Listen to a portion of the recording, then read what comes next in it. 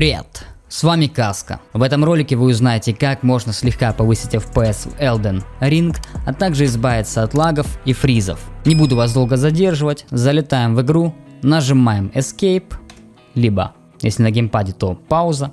Дальше настройки, переходим на графика, режим экрана, ставим полный экран. Я веду запись, поэтому поставил в окне без рамки. Разрешение по соотношению к твоему монитору. Если у тебя слабый ПК, можешь поставить 1280 на 720. FPS прибавится не супер много, но тем не менее. В принципе, это касается и всех остальных компов. Если у вас, допустим, 2К монитор и у тебя нестабильные 60 FPS, можешь поставить 1920 на 1080. Да, играть, конечно, будет немножко сложнее, но тем не менее. Настройки визуализации для очень слабых компов можете включить. Нажимаем дополнительные настройки. Сейчас ты на экране видишь, так сказать, оптимальные настроечки для средних и более мощных компов. Чуть позже покажу для слабых. Качество текстур. Тут все зависит от объема твоей видеопамяти. Если у тебя, допустим, более 4 гиг, можешь ставить высокое либо максимум. Если менее, то среднее либо низкое. Качество сглаживания. Кушает порядка 5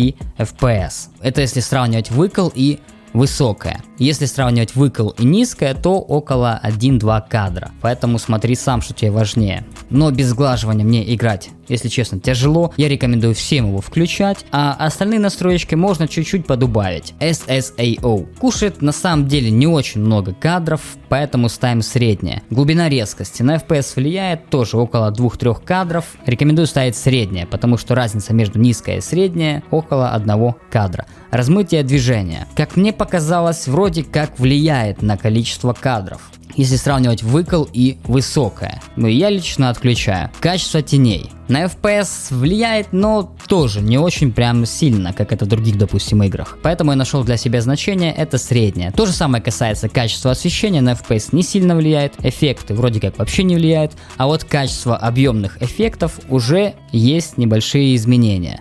Поэтому тут два варианта, либо низкое, либо среднее. Качество отражения высокое, качество поверхности воды высокое, качество шейдеров среднее, качество глобального освещения высокое и качество травы тоже высокое. Еще раз повторюсь, это для средних, хотя с такой оптимизацией может быть даже для более мощных компов. Начиная от 1070, либо, наверное, даже 1080 и выше видеокарты. Если, допустим, хочешь поставить сглаживание на высокое, чтобы картинка была более приятная, можешь качество объемных эффектов поставить низкое, освещение глобальное низкое либо среднее и трава на среднее. Проверяю у себя по FPS, если до сих пор мало кадров, тени ставишь низкое, как и освещение. Теперь покажу настроечки, которые подходят для очень слабых компов. Это лично мои рекомендации, ты, конечно, можешь делать как тебе угодно. Качество текстуры ставим низкое. Качество сглаживания оставляем на высокое. SSAO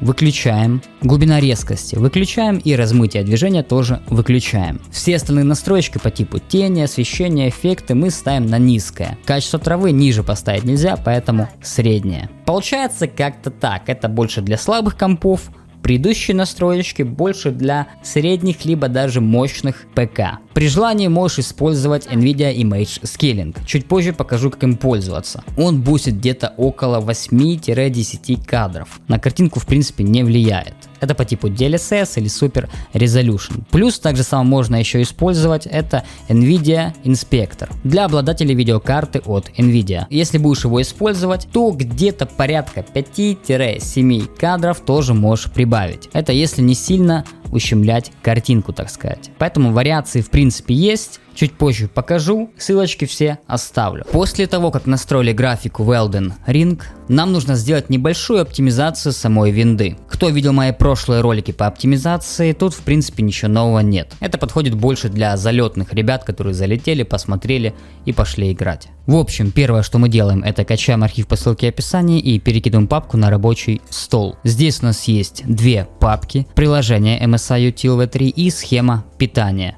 Сначала давай откроем схему питания. Если у тебя есть схема питания максимальная производительность, тогда пропускаешь этот пункт. Если нет, то копируем команду, нажимаем PKM, копировать, PKM на пуск, Windows PowerShell администратор, Да. Нажимаем Ctrl плюс V и Enter. Закрываем, закрываем, нажимаем поиск, пишем панель управления, электропитание, показать доп. Схемы и ставим галочку на максимальная производительность. Если у тебя лицензия в Steam, открываешь Steam, библиотека. Представим, что это у нас Elden Ring, нажимаем PKM, свойства, убираешь галочку с игровой кинотеатр, переходим на локальные файлы и нажимаем обзор. У кого не лицензия, нам нужно открыть папку с игрой. После этого Game, находим приложение Elden Ring, нажимаем PKM, свойства, совместимость и ставим галочку на отключить оптимизацию во весь экран. Дальше параметры высокого DPI и галочка на режим масштабирования. Нажимаем ОК, применить и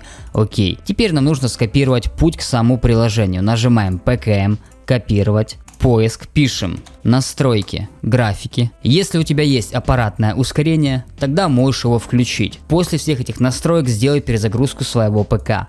Нажимаем обзор, вставляем наш путь, приложение Elden Ring, нажимаем добавить, параметры и ставим галочку на высокая производительность. Снова нажимаем поиск, пишем Xbox Game Bar. Если он есть, конечно же, если нет, то пропускаем. Нажимаем настройки, создание клипов и обязательно убираем галочку с записывать в фоновом режиме. После этого нажимаем закрыть и закрыть. Для тех, у кого видеокарта от Nvidia, нажимаем PKM на рабочем столе, панель управления Nvidia. Если видеокарта от AMD, чуть позже покажу настроечки. Переходим на регулировка настроек изображения, ставим галочку на пользовательские настройки с упором на производительность. Дальше управление параметрами 3D. Здесь у нас есть масштабирование изображения. Кто не в курсе, это Nvidia Image Scaling. Как он работает, есть у меня отдельный ролик на канале. Ссылочки все будут в описании. Если кратко, это по типу DLSS или Super Resolution. То есть мы его включаем, резкость выбираем на свое усмотрение. Я рекомендую от 10 до